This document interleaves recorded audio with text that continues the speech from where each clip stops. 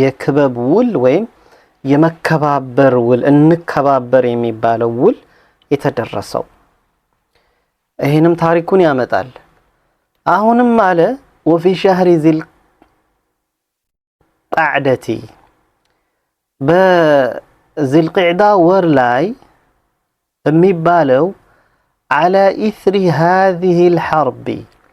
ከዚህች ጦርነት በኋላ ተመ አሁንም ተገባደደ حلف الفضول የእንከባበር የሚባል ስምምነት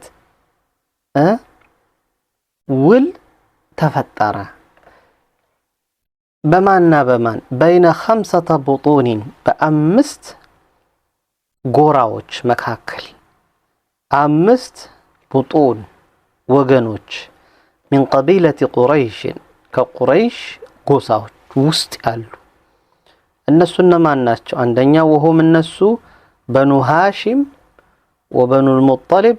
ወበኑ አሰድ ወበኑ ዙህረተ ወበኑ ተይም እነዚህ አምስቱ የቁረይሽ ጎሳዎች በመካከላቸው የእንከባበር ምን ውል በመካከላቸው ተደረገ። ወሰበቡሁ ምክንያቱ ምንድነው ተብሎ ደግሞ በሚጣራ ጊዜ أن رجلا አንድ ግለሰብ من زبيد ያው ዘቢድ ከሚባለው ጎሳ جاء መጣ بسلعة إلى مكة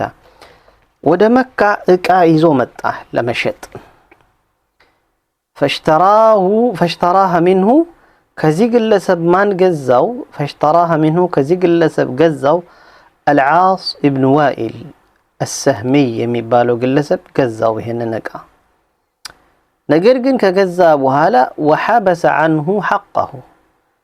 የሱን ምን ሐቁን የሚገባውን የገዛበትን ሐቁን አገተበት يعني ገንዘቡን አገተበት። በዚህ ጊዜ ሰው فاستعدى عليه يعني ሰው ብሎ ድረሱልኝ አለ بمعنى ንብረቱን ለመመለስ እርዳታን ፈለገ ለማለት ነው። ሐቅን ከሌሎች يعني ሐቁን ከሌሎች ለመመለስ ምን ብሎ ተጣራ? فاستعدى عليه بني عبد الدار بني عبد الدارዎችን ሂዶ بني عبد الدار የሚባሉ ጎሳዎችን ሂዶ እርዱኝ ንብረቴን ወስዶ ገንዘቤን አልከፈለም ብሎ وبني مخزوم ደግሞ ጠየቃቸው وبني جمح ጠየቃቸው وبني سهم የሚባሉ ጎሳዎች ጠየቃቸው وبني عديም ጠየቃቸው ባካችሁ እርዱኝ ይሄ ሰው ንብረቴን ወስዶብኛል ገንዘቤን አልከፈለኝም አላቸው فلم يكترثوا له ከዛም ረሱ ዴንታል ሰጡትም ማን ይመልስለት እነዚህ ጎሳዎች በዚህ ጊዜ ምን አደረገ? ፈዓላ ከዛም ሄዶ ከፍ አለ ወጣ ጀበሊ አቢ ቁበይስ የሚባለው ተራ ላይ ከፍ ብሎ ወጣና ተራራ ላይ ከዛ በኋላ ምን አደረገ? وذكر ظلامته في أبيات ይህ ግለሰብ የተظلمበትን ምክንያት በግጥም መልኩ አድርጎ ተራራው ላይ ወጥቶ ከፍ ባለ ድምጽ አሰማ ጮኸ ለቀቀው ከዛም ወናዳ ከዛም ተጣራ من يعينه على حقه حقን በማስመለስ ላይ እንዲረዳው ተጣራ በዚህ ጊዜ ማን ሰማ فمشى في ذلك በዚህ ይሄንን ነገር ለማድረግ ተንቀሳቀሰ ሄደ الزبير ابن عبد المطلب ሰሙና ተነስተው ሄዱ حتى اجتمع እስከተሰባሰቡ ድረስ الذين مضى ذكرهم እነዛ ቀደም ትውስታቸው ያለፈልን ማን بني عدي بني مخزوم بني جمح بني سهم بني عبد الدار እነዚህ ሰበሰባቸው ማን الزبير بن عبد المطلب ሰበሰባቸውና في دار عبد الله بن جدعان عبد الله بن جدعان የሚባለው ግለሰብ ቤት ውስጥ ሰበሰባቸውና ያ ደግሞ عبد الله بن جدعان የሚባለው رئيس بني تيم የበኒ ተይሞች አለቃቸው እሱ ቤት ፕሬዝዳንታቸው እሱ ቤት ሰበሰባቸውና وتحالفوا ከዛም ውል ውስጥ ገቡ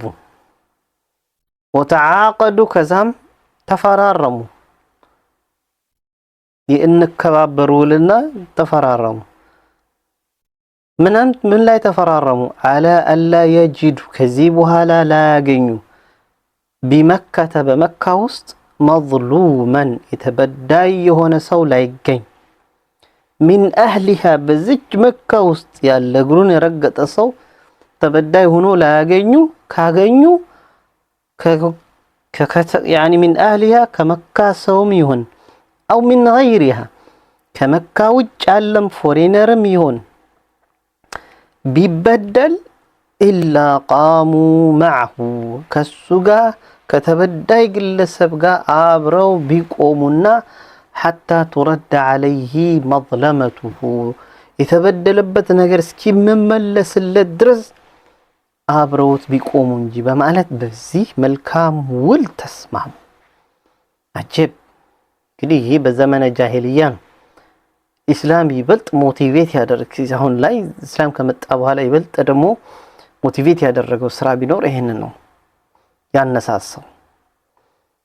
ثم كذا በኋላ በዚህ ተስማሙና ተፈራርመው ثم قاموا ከዛም ተነስተው ሄዱ الى العاص ابن وائل السهمي ወደዚህ ግለሰብ ተበድያለው ወደ ተባለው ግለሰብ العاص ابن وائل السهمي ሄዱ فانتزعوا يعني العاص ابن وائل يعني العاص ابن وائل የሚባለው በዳይ ግለሰብ ወደዛ ግለሰብ ሄዱ فانتزعوا منه كسم نتقوا አመጡ حق الزبيدي يا الزبيدي የሚባለው ግለሰብን حقን ቀምተው ودفعوا اليه الى الزبيدي የሚባለው ግለሰብ حقን መለሱለት በዚህ መልኩ በዘመነ ጃሂልያ በነበሩበት እጅግ የሚያምር ስርዓት ክሬት አድርገው ፈጥረው የተበደለን ሰው በዚህ መልኩ ረዱ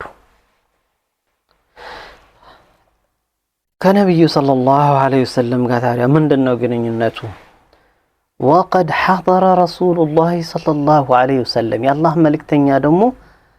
አቴንድ አድርገው ነበር ተገኝተው ነበር هذا الحلفة ይሄንን ውል مع اعمامه ካጎቶቻቸው ጋር الزبير بن عبد المطلب አጎታቸው ነው ከሳቸው ጋር ተገኝተው ነበር ቁጭ ብለው وقال እንዲህ አሉ የአላህ መልእክተኛ بعد ان شرفه الله بالرساله الله عز وجل ነብያችንን በሪሳላ በረሱልነት ክብር ካጎናጸፋቸው ከተላኩ በኋላ እንዲህ አሉ ምን አሉ لقد شهدت በርግጥም ተገኝቼ ነበር في دار عبد الله بن جدعان يا عبد الله بن جدعان የሚባለው ግለሰብ ቤት የበኒ ታይም ፕሬዝዳንታቸው ጋር እሱ ቤት ተገኝቼ ነበር حلفን ውልን የውል ስምምነትን በተደረገበት ጊዜ والله ምን አሉ ما احب والله መቼም ቢሆን አልወድም ان لي به حمر النعم በዚች ስምምነት ልዋጭ እንዲያው ቀይ ግመል ቢኖረኝ እኔ አልወድም አሉ ቀይ ግመል አረቦች ዘንዳ በጣም ውድ የሆነ ነገር ነው ውድ ንብረት ነው ስለዚህ እንዲያው በዛ ልዋጭ በዛች ቀን ስምምነት ልዋጭ ቀይ ግመል እንዲኖረኝ ራሱ እንካብባል አልፈልግም አሉ ولو ادعى به في الاسلام አሁን ላይ በእስልምና ላይ ለዚህ አይነት ጥሪ ብጠራ ና ተብዬ ብጠራ ለአጀብቱ አቤት ብዬ ሄዳለሁ አሉ አቤት ብዬ ሄዳለሁ በማለት እህችን መልካም ስራ በጣም ከማበረታታት አንፃር በማየት ማለት ነው በጣም ጥሩ እንግዲህ ይሄኛው ሌላም ታሪክ ነው ከዚህ በኋላ አዲስ ቻፕተር የሚሆነው ሐያቱል አመሊ ነው የነብያችን ሰለላሁ ዐለይሂ ወሰለም የሥራ ህይወትን በተመለከተ ነብይ ናቸው አዎ ይሰራሉ ሰርተዋል ስራ ህይወታቸው እንዴት ነበር የሚለውን እናያለን ነብይም ይሰራል አይቀመጥም እሺ ማዕሉሙን የታወቀ ነው أن النبي صلى الله عليه وسلم ነብያችን صلى الله عليه وسلم ولد يتيما أو يتيم ሆኖ ነው የተወለዱት የታወቀ ነው ونشأ እንዲሁም ደግሞ አድገዋል ደግሞ في كفالة جده በመጀመሪያ በአያታቸው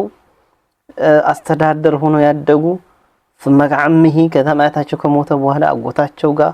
ተወስደው እንዳደጉ እና በዚህ ሁኔታ ላይ በዚህ ፕሮሰስ በነበሩበት ጊዜ ላይ ወለም يرث عن أبيه شيئا يغنيه በዚህ መሐከል ከአባታቸው አብዱላህ እንዲያው ሊያብቃቃቸው የሚችል ለወደፊት ህይወታቸው ምንም የወረሱት ነገር እንዳለ የታወቀ ነው ጭልጥ ያሉ ደሃ ነበር فلما بلغ ከዛም በደረሱ ጊዜ ነብዩ ሰለላሁ ዐለይሂ ወሰለም سنن ያንን እድሜ يمكن العمل فيه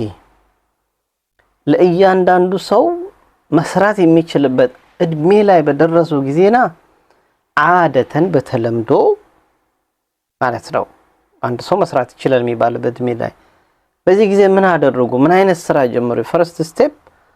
رعى الغنم ፍየል ጥበቃን ጠበቁ ጀመሩ ያንን ስራ ጀመሩ مع اخوته ከወንድሞቻቸው ጋር من الرضاعه ከጥቢያ በኩል ያሉ ወንድሞቻቸው ከነሱ ጋር ሆነው ምን አደረጉ ስራ ጀመሩ እነሱ ማናቸው من الرضاعه في بني سعد ببني سعد ውስጥ አብረው ይጠቡ ወንድሞቻቸው ነበሩ حمزة بن عبد المطلب مسروح እንዲሁም ደግሞ አባ ሰለማ ከነዚህ ጋር ሆነው ይሄን ነገር ስራ ጀመሩ ولما رجع الى مكه ከዛም ወደ መካ በተመለሱ ጊዜ አሁንም የአላህ መልእክተኛ رعاها አሁንም መልሰው ይህችን ስራ ሰርተዋታል رعاها ጠብቀዋል لأهلها ለመካ ሰዎችም ደግሞ ጠብቀዋል على قراريط በተወሰኑ ሳንቲሞች ደሞዝ ሰርተዋል والقيراط قيراط የሚባለው ደግሞ የገንዘብ ስብ ነው የአረቦች የሚጠቀሙበት ያኔ በከተማው ላይ መካ ሰዎች ጁዝኡን ያው ክፍል ነው የሲሩን ጥቂት የሆነ من الدينار ከዲናር በኩል የተወሰነ ጁዝኡ ነው ቂራጥ ይባላል ከዲናር يعني ምን ያህል ነው ሲባል ዋጋው نصف العشر ያው የአንድ አስረኛ ግማሽ የሚባለው ነው አው ወይም ደግሞ ثلث الثمن ወይም የአንድ ስምንተኛ ثلث አንድ ሶስተኛው የሚባለው ነው قيمته ዋጋው በአሁኑ ሰዓት ባላንሱ ምን ያክል ነው ሲባል في هذا الزمان በዚህ ዘመን ላይ 10 ريالات تقريبا በአማካይ ስንት ይደርሳል 10 ريالات ወደ 10 ሪያል ይደርሳል በ10 ሪያል ደሞዝ ይሰሩ ነበር እንግዲህ ورعي الغنم የፍየል ጥበቃ ደግሞ ምንድነው ከተባለ من سنن الانبياء ከነቢያቶች ሱና ተደርጎ የሚቆጠር ነው በተለይ في اوائل حياتهم ነቢያቶች በመጀመሪያ ህይወታቸው ላይ የመጀመሪያው ህይወታቸው ፓርት ላይ ፍየል ነው የሚጠብቁት فقد قال صلى الله عليه وسلم ነቢያችን صلى الله عليه وسلم እንዲህ አሉ مرة كلتات عندكن بعد أن أكرمه الله بالنبوة الله ساتشون بنبينة ما أرق ككبراتشو وحالا كستاتشو وحالا من أهله ما من نبي ما نم نبي المتأم إلا ورعاها في يلتبكان بيتبكات نجيب بلوال ما نم كساتشو بفيت ولا عيسى ولا موسى بيونم أي نبي في يلتبكوال موسى بيهنم طبقوال نبي الله عيسى بيهنم طبقوال ولما شب النبي صلى الله عليه وسلم وبلغ الفتوة النبي صلى الله عليه وسلم ወጣት በሆኑ ጊዜና ወበለጋ በደረሱ ጊዜ አልፈትወተ ያው የወጣትነት በቃ ሚድል ወጣት የሚባለው ላይ فكأنه ልክ እሳቸው ካነ ነበሩ የዛኔ የተጅሩ የንግድ ስራን ጀመሩ ቲጃራ የንግድ ስራን ጀመሩ እንደመነገድ አይነት ነገር ያደርጉ ነበር فقد ورد برغጥም መጥቷል انه እሳቸው ካነ ነበሩ የተጅሩ ንግድ ይሰሩ ነበር مع السائب ابن ابي السائب ከጓደኛቸው ጋር السائب ابن ابي السائب ከሚባለው ግለሰብ ጋር አብረው ይነግዱ ነበር በጋራ ሆነው فكان ነበሩ ነብዩ ሰለላሁ ዐለይሂ ወሰለም خير يعني خير شريك له ነብዩ ሰለላሁ ዐለይሂ ወሰለም ለዚህ ሰው በጣም ጥሩ መልካም የሆነ ሸሪካ ነበሩ ወይም ግለሰቡ ለሳቸው ጥሩ ሸሪካቸው ነበረ لا يجاري ولا يماري يعني لا يجاري يعني ነብያችን يعني ሰውየውን ክርክርን ውስጥ አይገቡም ወይም ደግሞ ማናቸውም ቀላቀልድ ውስጥ አይገቡም ወይም እሳቸው ያኛውም እንደዚሁ በተቃራኒ ጥሩ ነጋዴ ነበሩ ወጥ የሆኑ ስርዓት ያላቸው አደባቸውን ጀንትል የሆኑ ሰው ነበሩ የአላህ መልእክተኛ وعرف صلى الله عليه وسلم ነብዩ ሰለላሁ ዐለይሂ ወሰለም በዚህ ጊዜ እንግዲህ ደግሞ በዚህ ፕሮሰስ ውስጥ በምን ታወቁ في معاملاته ሙዓመላ ግብረገብነታቸው ከሰዋቸው ጋር ሶሽ ጋር ያላቸው ግብረገብነት በጣም በዛ መልኩ በዛ ባህሪያቸው ታወቁ ገናና ሆኑ በምን አይነት ነው የሚታወቁት بغايه الامانه ምን አይነት ስነ ምግባር ነው ያላቸው በዚህ በንግዱ ዓለም ላይ بغايه الامانه እጅግ በጣም ጥግ በደረሰ ታማኝነት والصدق ጥግ በደረሰ እውነት ተናጋሪነት والعفاف ጥግ በደረሰ ቁጥብነት ይታወቁ ነበር በዚህ በጣም well famous ነበሩ وكان هذا ነበር ይሄ ነገር እንግዲህ يعني هديه صلى الله عليه وسلم النبي صلى الله عليه وسلم ፈለጋቸው ነበር መስመራቸው ነበር في جميع በአጠቃላይ مجالات الحياة በህይወት ዘርፋቸው በሙሉ حتى لقب بالامين በስተመጨረሻም محمد الامين ተብለው ቅጽል ስም እስኪሰጣቸው ድረስ አደረሳቸው ማለት ነው ይህ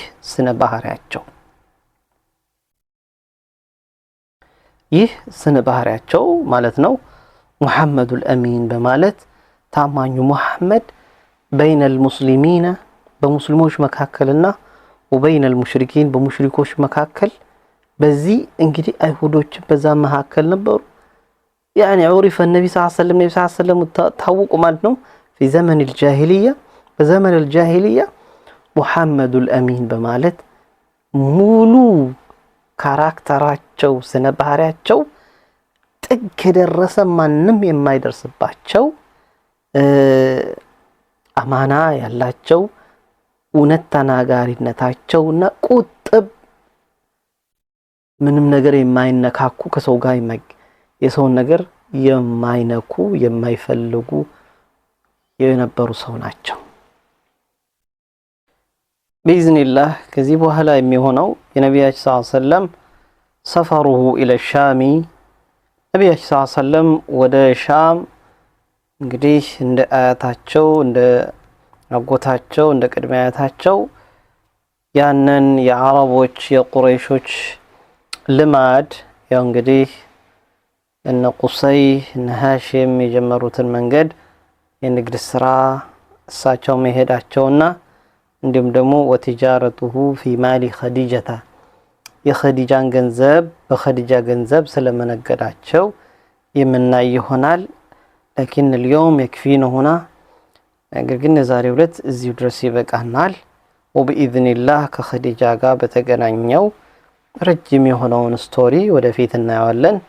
هذا وصلى الله وسلم على نبينا محمد وعلى آله وصحبه أجمعين